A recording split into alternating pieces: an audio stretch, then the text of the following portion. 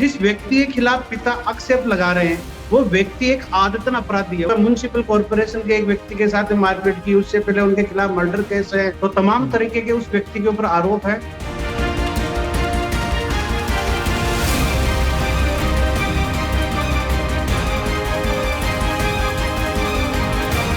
यदि हत्या हुई है तो 10 एफआईआर दर्ज करने में वहाँ पे क्या दिक्कत आ रही है? 5 तारीख को एसपी के पास में गुहार लाते हैं तो वो पुलिस कंट्रोल रूम में सूचना देते हैं एसपी साहब।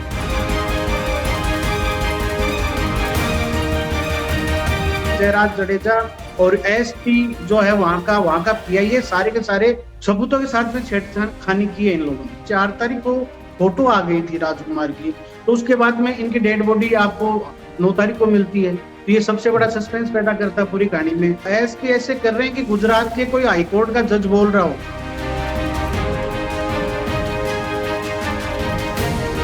5 और 6 तारीख को जूनागढ़ के सीसीटीवी चेक करके ये कह रहे हैं कि वो जूनागढ़ की तरफ गया होगा। वीडियो जो फुटेज जारी किए वो 14-14 सेकंड के क्यों किए? तो जयराज जडेजा घर के सीसीटीवी फुटेज तुम 14 सेकंड का क्यों कर रहे हो? तुम लोग 10 मिनट का सीसीटीवी दिखाओ ना। दूध का दूध पानी का पानी हो जाएगा इस मामले के अंदर।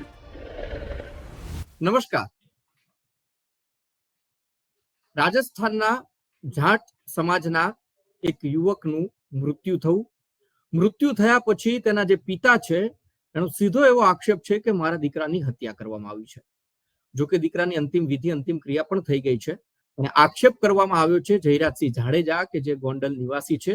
અને આપ સર્વને ખબર છે કે જે વાત સામે આવી હતી કે સામેના રોડ ઉપર હતા બાપ દીકરાને કઈ બોલાચાલી થઈ, પછી ગણેશ ગોંડલે અને તેમના કેટલાક વ્યક્તિઓ એમને અંદર બોલાવ્યા, સમજાવવાનો પ્રયત્ન કર્યો અને ત્યારબાદ એમના પિતાનું પહેલું જે નિવેદન આવ્યું હતું કે ભાઈ મારા પુત્રને મારવામાં આવ્યો અને પછી એ ગાયબ થઈ ગયો અને અચાનક જ એનો મૃતદેહ મળી આવે છે અને કહેવામાં આવે છે કે હિટ એન્ડ રન થયો છે. ટોલનાકા સહિતના ઘણા બધા સીસીટીવી ફૂટેજ છે એ પોલીસ થકી જ્યારે એસપી ખુદ એસપીના બાબતે પ્રેસ કરવી પડે એ પણ નવાઈ લાગે.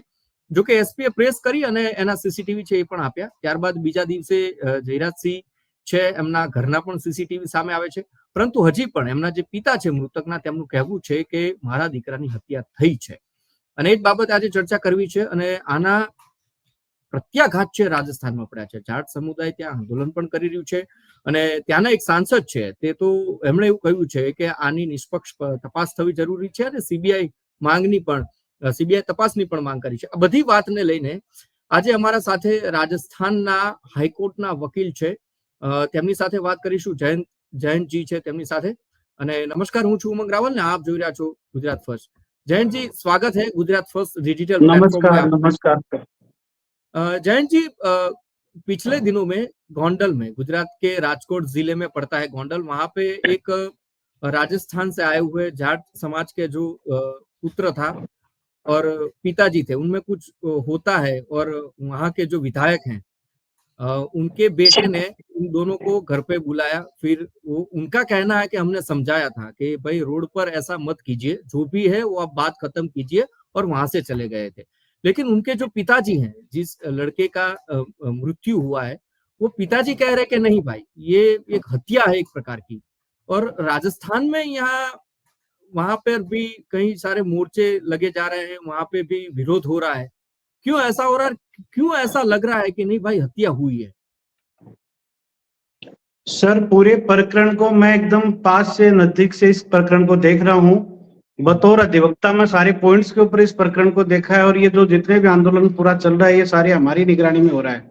पूरे प्रकरण में जो इसके अंदर सबसे ज्यादा इन्वॉल्वमेंट तो एक वहां का जो पीआई है आपके गोंडल बी डिवीजन में और एक जो एसपी है, वो लगातार पूरे प्रकरण में ऐसे जजमेंट दे रहे हैं जैसे कि वो वहां का कोई बहुत बड़े जज साहब हो और वो जज की भूमिका में बार बार कह रहे हैं कि हमने इसमें ये किया वो किया। और जिस व्यक्ति के खिलाफ पिता आक्षेप लगा रहे हैं वो व्यक्ति एक आदतन अपराधी है। उसके खिलाफ आज का कोई ये मामला नहीं है कि कोई पहली बार किसी के साथ मारपीट की है। उन्होंने इससे पूर्व में भी पिछले 4-5 महीने पहले उनका बेटा जेल से छूट गया, एक दलित के साथ में मारपीट की। उससे पूर्व म्युनिसिपल कॉर्पोरेशन के एक व्यक्ति के साथ मारपीट की। उससे पहले उनके खिलाफ मर्डर केस है। 2017 से सुप्रीम कोर्ट से ये बेल पे चल रहे हैं। गोंडल पे उनको प्रतिबंधित कर रखा है। 2023 के चुनाव में दंगे के आरोप लगे हुए हैं उनके ऊपर। तो तमाम तरीके के उस व्यक्ति के ऊपर आरोप है। और हमारे जो रतनलाल जी हैं वो बार बार एक बात कह रहे हैं, एसपी साहिब के पास भी कह रहे हैं, पीआई को भी कह रहे हैं कि मेरा बेटे की हत्या हुई है। तो फिर ये लोग यदि हत्या हुई है तो 10 एफआईआर दर्ज करने में वहां पे क्या दिक्कत आ रही है? पूरी एफआई को मैं ये सारे पॉइंट्स के माध्यम से मैं आपको इसमें बताऊंगा कि एसपी साहब जो बार बार कह रहे हैं कि क्या इसके अंदर ये हुआ, इस प्रकरण में उसके घर के अंदर घुसा, तो 4/3/2025 को जब ये व्यक्ति वहां पे अर्जी लगाता है, जयराज सिंह का नाम लेता है, तो 5 तारीख को वो एसपी के पास में जाता है, वो तुरंत फोन कर देते हैं, वो 5 तारीख को एसपी के पास में गुहार लाते हैं, तो वो पुलिस कंट्रोल रूम में सूचना देते हैं एसपी साहब, और वो कहते हैं कि इसकी जांच करो। जबकि 4 तारीख को 2 कांस्टेबल टोल नाके ऊपर 4 से 5 बजे के सामने फुटेज चेक कर रहे हैं, वो पीआई को सूचना देते हैं कि 12 घंटे पहले ये लड़का इधर से गुजरा है। अब उस घटना के बाद में 5 और 6 तारीख को जो पीआई है वहां का, उस पीआई का नाम भी मैंने इसका पूरा पता किया था इस मामले के अंदर, तो पीआई उसके अंदर जो रतनलाल जी हैं उनके पिता को, वो उनको लेके जा रहे हैं जूनागढ़ के अंदर, और 5 और 6 तारीख को जूनागढ़ के सीसीटीवी चेक करके ये कह रहे हैं कि वो जूनागढ़ की तरफ गया होगा। और इसके अंदर दूसरा सबसे बड़ा पॉइंट है, दिव्य भास्कर और कई जो आपके चैनल में कईयों के अंदर इन्होंने एसपी ने बयान दिए हैं कि राजकुमार की मानसिक हालत खराब थी, नशेड़ी था, वो पहले भी घर से कई बार भाग गया। तो ये एसपी को किसने बताया? जब उसने डेड बॉडी उसने मिली है, उससे पहले से ये कह रहा है कि वो नशेड़ी है, तो ये भी एक बड़ा फैक्ट बनता है। वीडियो जो फुटेज जारी किए वो 14-14 सेकंड के क्यों किए? जब वो कह रहे हैं कि जयराज जडेजा निर्दोष हैं, तो जयराज जडेजा घर के सीसीटीवी फुटेज तुम 14 सेकंड का क्यों कर रहे हो? तुम लोग 10 मिनट का सीसीटीवी दिखाओ ना, दूध का दूध पानी का पानी हो जाएगा इस मामले के अंदर। इसी के साथ में एसपी कह रहे हैं कि इस लड़के ने कपड़े निकाल दिए, तो उसकी जो डेड बॉडी मिली थी मंदिर जो, तो पहले लोअर टी शर्ट का फुटेज आ रहा है, फिर डेड बॉडी के अंदर रेड कलर की जैकेट पहना उसमें नजर आ रहा है। तो ये सारे तमाम पॉइंट्स हैं, इन सारे पॉइंट्स के अंदर। और सबसे बड़ी बात, 2 तारीख को ये लापता हुआ था, 3 तारीख को सुबह, 4 तारीख को टोल नाके पर 2 कांस्टेबल को पता चल जाता कि 12 घंटे पहले निकले, और जब इसके पिता कोर्ट के अंदर हैवियस लगाने के लिए जाते हैं, उस टाइम पे पीछे से फोन आता है कि आपके बेटे की डेड बॉडी मिली है। गुजरात के बारे में मैंने पता किया, तो 4 मार्च को सुबह 3 बजे डेड बॉडी मिली है। तो डेड बॉडी मिलने के बाद में अस्पताल में एमएलसी होती है, एक मेडिकल लीगल जो रिपोर्ट होती है, उसके बाद में सिविल पंचनामा होता है। मिसिंग मैच के लिए जो गुजरात का जो पोर्टल है मिसिंग वाला, उस पोर्टल के ऊपर सारी अपडेट होती है, सारे थानों में इतला दी जाती है। पूरे प्रकरण के अंदर सबसे बड़ा पॉइंट ये आ रहा है कि सारे आपके व्हाट्सएप के ऊपर जब 4 तारीख को फोटो आ गई थी राजकुमार की, तो उसके बाद में इनकी डेड बॉडी आपको 9 तारीख को मिलती है। तो ये सबसे बड़ा सस्पेंस पैदा करता है पूरी कहानी में। अब एक फुटेज आया कि पुल के ऊपर एक्सीडेंट हो गया, तो रोंग साइड से 3 किलोमीटर के अंदर एक स्कॉर्पियो, एक बाइक, एक फॉर्च्यूनर गाड़ी जाती है, पुल से कोई सामान फेंका जाता है, एम्बुलेंस में ले जाया जाता है, और 4 तारीख से लेके 9 तारीख के बीच में डेड बॉडी सिविल अस्पताल में पड़ी है। लेकिन वो पुलिस वाले 60 किलोमीटर दूरी पे ये नहीं पता कर पाए। इसका मतलब गुजरात की सरकार और गुजरात के अंदर डेली एक्सीडेंट होते होंगे फिर तो वहां पे एक जिले के अंदर इन लोगों ने जो लापरवाही दिखा रहे हैं, इसका मतलब एक जिले में 200-250 डेली एक्सीडेंट हो रहे हैं, डेड बॉडीज आ रही हैं, तो इनको पता नहीं चला। तो ये सारे के सारे जो फैक्ट पे बात करें हम, तो सारे फैक्ट के अंदर जयराज जडेजा और एसपी जो है वहां का पीआई है, सारे के सारे सबूतों के साथ में छेड़खानी की है इन लोगों ने। जयंत जी, आप बता रहे हैं कि जो सीसीटीवी पुलिस से दिखा है, टोल टैक्स वाले वगैरह वगैरह, लाल टी शर्ट वाली बात है, लेकिन आज एक बयान आया है पुलिस की जो पीसीआर वाहन होती है, मतलब पुलिस जो पेट्रोलिंग के लिए जो हाँ, तो वो पीसीआर के 2 कांस्टेबल ने ये बताया है कि भाई कहीं वहां जहां जिस दिन वो वहां से गुमशुदा हुआ, तो उसके बदन पे कपड़े नहीं थे, और स्थानीय लोगों जो उनका भी कहना है कि भाई कपड़े स्थानीय लोगों ने पहनाए थे। मतलब ये बात के लेकर आप क्या कहोगे कि भाई वो देखा जब गुमशुदा हुआ तब, और पीसीआर के 2 कांस्टेबल का आज बयान आता है, मतलब वो खुलासा करते हैं कि नहीं हमने देखा था लेकिन वो नग्न अवस्था में था। सर पूरे प्रकरण के अंदर एसपी, मैं आपको बार बार कर रहा हूं, एसपी ऐसे कर रहे हैं कि गुजरात के कोई हाईकोर्ट का जज बोल रहा हो, उस प्रकार से ये बयान दे रहे हैं। इस पूरे प्रकरण में हम दिखाएं तो 4 सीसीटीवी फुटेज अभी तक आए। एक में वो आप जो बता रहे हो कि वो नंगा जा रहा था, एक में वो रेड कलर की जैकेट पहन रखा है। पुलिस वालों ने जो टोल नाके का सीसीटीवी लिया है वो भी 14 सेकंड का है, जयराज जडेजा जी के घर का भी 14 सेकंड का है, उसके अंदर लोअर टी शर्ट पहन रखी है। तो जब ये कह रहे हैं कि वो नशेड़ी था या वो पागल हो गया था, तो पागल तो उसकी मार से हो गया था। इससे पहले भी गोंडल के अंदर बहुत से लोग हैं जो इसकी मार से पागल हो गए या लोग मारे जा चुके। दूसरा, इस पूरे प्रकरण में आप देखोगे जो ड्रेस वाली जो बात ये बता रहे हैं, तो जो कांस्टेबल 4 तारीख को जब उनको पता चल गया कि 12 घंटे पहले इधर से गया है, जो गुजरात मॉडल पूरे इंडिया के अंदर मोदी जी बार बार कह रहे हैं कि गुजरात मॉडल है, गुजरात जैसा मैं पूरे देश के अंदर बना दूंगा, गुजरात मॉडल पेश करेंगे, औद्योगिक क्रांति लाएंगे गुजरात जैसी। तो गुजरात की फिर तो ये एसपी को तो अपने वैसे ही इस्तीफा दे देना चाहिए कि जो 2 तारीख को 3 तारीख को सुबह जो लापता हुआ, 4 तारीख को तुम्हें पता चल गया, फिर उस व्यक्ति को हाईवे जा रहा है सारे फुटेज के अंदर, आप उसको मतलब ढूंढ नहीं पाए, उसकी डेड बॉडी 6 दिन तक पड़ी रही हॉस्पिटल में, 6-7 दिन तक, वो आपको पता नहीं चल रही। तो ये तंत्र, पुलिस तंत्र तो आपको साफ साफ दिख रहा है इसके अंदर। बकायदा मैं आपसे ये भी पूछना चाहूंगा, तो क्या माने कि ये जो सीसीटीवी है वो अधिकृत नहीं माने जाएंगे? मतलब सीसीटीवी तो पुलिस ने भी दिखाया है, मतलब जयराज सिंह के घर के भी दिखाया है, तो सीसीटीवी तो है ही सामने कि भाई बंदा आ रहा है, वो जा रहा है, बाइक लेके जाते हुए भी दिख रहे हैं दोनों। तो और पुलिस ने भी जो सीसीटीवी दिखाया है टोल नाके वगैरह वगैरह के, तो क्या वो अधिकृत नहीं माने जाएंगे? क्योंकि जब भी कोई भी ऐसा केस बनता है तो सबसे पहले सीसीटीवी का ट्रैक रिकॉर्ड चेक होता है कि भाई बंदा कहाँ गया, किस तरह से हुआ, क्या हुआ, कोई भी घटना हो, अगर लूट हो, चोरी हो, कुछ भी हो, तो सीसीटीवी तो पुलिस भी दिखा रही है। सर पूरे प्रकरण के अंदर पुलिस सीसीटीवी दिखा रही है जज की भूमिका में, सबसे पहले स्पष्ट करूं, और 14-14 सेकंड के वीडियो दिखा रही है। पुलिस दिखाए तो 10 मिनट का वीडियो दिखाओ ना। पुलिस वाले कह रहे हैं कि उनके घर के अंदर घुसा, इधर रतनलाल जाट जो उनके पिता, वो कह रहे हैं कि हम उनके घर पे बाइक चेंज कर रहे थे, बाप बेटे हम आपस में ये कह रहे थे बेटा मत चलाऊं, बेटा कह रहा था पापा नहीं आप मत चलाओ, मैं चलाऊंगा। तो इस पूरे प्रकरण के अंदर वो घर में घुसते हुए दिख रहे हैं। तो उसके बाद में उन्होंने बुलाया उनकी सिक्योरिटी ने, और पुलिस यदि इसमें पूरे प्रकरण में यदि मिली भी नहीं है तो फिर पुलिस मुकदमा क्यों नहीं दर्ज कर रही? आज ये बताओ कि कोई आदमी किसी पे आरोप लगाए कानून के अंदर कि साहब मेरे साथ में मारपीट हुई है, कोई महिला कहे मेरे साथ में छेड़खानी हुई है, कोई कहे कि साहब मेरे इन लोगों ने पीछा किया है, उन्होंने तो एक्सीडेंटल डेथ दिखाया है कि भाई हिट एंड रन हुआ है। मतलब सर एक्सीडेंटल केस तो जब पूरी मीडिया ने, पूरा विपक्ष, सारे लोग हैं, तो 9 तारीख को बता रही है पुलिस पूरे इस प्रकरण के अंदर, पुलिस एफआईआर क्यों नहीं दर्ज करी? हमें तो ये नहीं समझ में आ रहा अभी तक। वो हिट एंड रन तो 9 तारीख को, लेकिन उसके पापा बार बार कह रहे हैं मारपीट हुए, मारपीट, तो मुकदमा दर्ज करके उसका अनुसंधान क्यों नहीं कर रहे?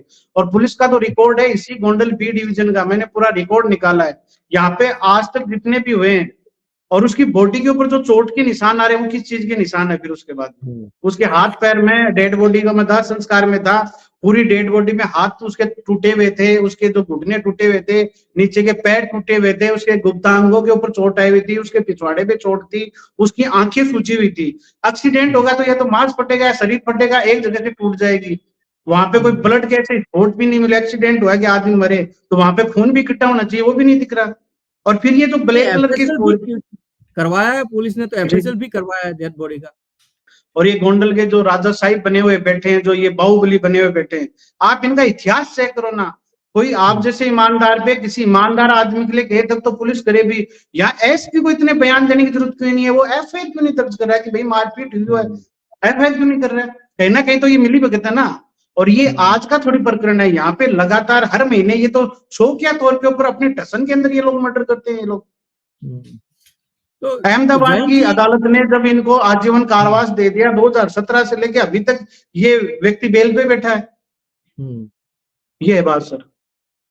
बिल्कुल, मतलब वहां के जो जाट समाज के लोग जो है वो क्या मांग कर रहे हैं? मतलब वहां पे आंदोलन चल रहा है, वहां के जो एमपी है वो बोल रहे हैं कि लोकसभा में ये मुद्दा ले जाएंगे, सीबीआई जांच की मांग करेंगे।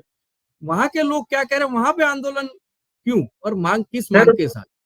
वहां के लोग इसलिए कर रहे हैं कि हमारे जो मरु प्रदेश और राजस्थान के जितने भी जो लोग हैं वो मारवाड़ी बन के सारे पूरे देश और विदेश के अंदर हमारे लोग रहते हैं, और इस देश के अंदर जितनी भी गगनचुंबी इमारतें बनी है, चाहे जितनी कोई फैक्ट्री चल रही है, कोई बिजनेस चल रहा है, उसमें कहीं ना कहीं मारवाड़ियों का सहयोग रहा है। और ये जो हम लोग यहाँ पे सबसे बड़ी डिमांड ये कर रहे हैं कि इस मामले की सीबीआई की जांच करो। रतनलाल द्विवेदी झूठा है तो उसका नार्को टेस्ट करवा लो। हम लोग तो ये खुला चैलेंज कर रहे हैं कि उसका नार्को टेस्ट करवा लो। जब भी इतना बड़ा मीडिया ट्रायल ये केस हो गया, पूरी मीडिया के अंदर ये खबरें छप रही हैं, रतनलाल जाट बार बार कह रहा है, तो भाई आपके राज्य में तो प्रवासी है वो, तो उनको न्याय मिलना चाहिए ना। एक राजस्थान, और राजस्थान में हमारे माननीय सांसद महोदय बेनीवाल जी, वो लगातार लोकसभा के अंदर बोल रहे हैं, उन्होंने प्रेस कॉन्फ्रेंस में बोला, उन्होंने ट्वीट के माध्यम से बोल रहे हैं। लेकिन गुजरात का कोई भी एक भी बीजेपी का नेता हो, चाहे बीजेपी का कोई भी मंत्री हो, इसके अंदर स्टेटमेंट नहीं दे रहा। गुजरात की कांग्रेस लगातार सोशल मीडिया के जरिए उन पे आरोप लगा रही है, हम लोग कर रहे हैं, वो तो तो ये यही कि वो बात हो दूध का गई चुनाव है जयराज जडेजा। जैन जी, ये तो ये सर बात मैं हो तो ये जाएगी कह रहा हूँ जयराज जी दूध के बीजेपी कांग्रेस करेंगे तो फिर तो मुद्दा अलग हो जाएगा, ये राजकीय हो जाएगा बकायदा। सर ये बीजेपी कांग्रेस सर करने की एक बात छोटी सी इसलिए नहीं है, मैं इसलिए बोल रहा आपकी हूँ बात क्योंकि काटूंगा न्याय की उमंग बात हो जी, रही है। एक छोटी सी बात बताऊं, मैं शेखावाटी से आता हूँ और मेरे यहाँ से, मेरे इलाके से, जो बॉर्डर के, जो हरियाणा से डेली 100 ट्रक जाते हैं गुजरात के अंदर शराब के। लेकिन बीजेपी शासन से ये कह रहे हैं अभी तक कि गुजरात तो ड्राई स्टेट है, वहां शराब मिलती नहीं है। लेकिन मैं आपको कह रहा हूं कि हर दुकान के ऊपर शराब मिलती है। शराब के क्विंटलों बोरियां हर शहर के अंदर डेली भरी जाती है, तो फिर वो कहां से आती है? आपकी स्टेट में तो लोकतंत्र खत्म हो गया। अब बीजेपी वालों से न्याय की उम्मीद करें तो मुझे नहीं लगता कि भारतीय जनता पार्टी के लोग इसके खिलाफ कार्रवाई करेंगे। कार्रवाई करते तो 30 साल से लगातार गुंडाराज फैला रखा है। ये लोग यूपी में कहते हैं कि हमने वो बाहुबलियों का सत्यानाश कर दिया, बिहार में कर दिया, बॉलीवुड के जरिए ये मूवीज जैन जी, मैं ये लॉन्च करवा जानना रहे हैं। चाहूंगा, मुद्दा हम डाइवर्ट नहीं करेंगे, क्यों? इसलिए मैं बोल रहा हूँ क्योंकि ये बात हो रही है जो गोंडल में होती है उस केस की वजह से।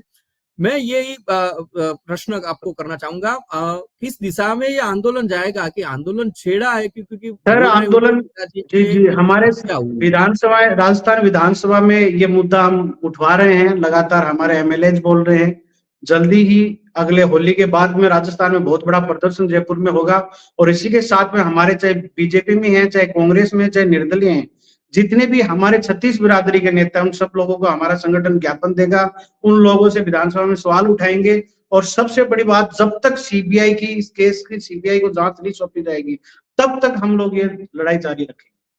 बिल्कुल, सुप्रीम कोर्ट भी धन्यवाद। जाएंगे, अहमदाबाद हाई कोर्ट भी जाएंगे, हर जगह जाएंगे इस मामले में। और इस बिल्कुल जो बाहुबली का जो टसन है, इस टसन को खत्म करेंगे हम लोग इस बार। बिल्कुल, बहुत बहुत धन्यवाद हमारे साथ जुड़ने के लिए।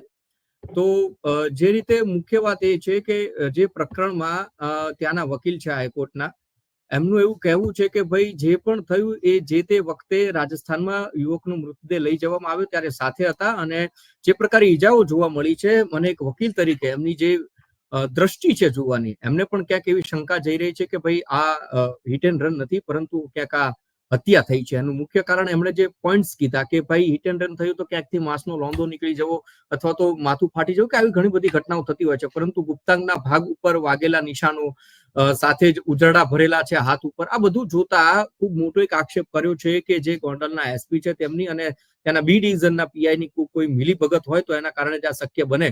અને એને લઈને જો રાજસ્થાનની અંદર ખૂબ મોટા પડઘા પડી ગયા છે આ ઘટનાને લઈને.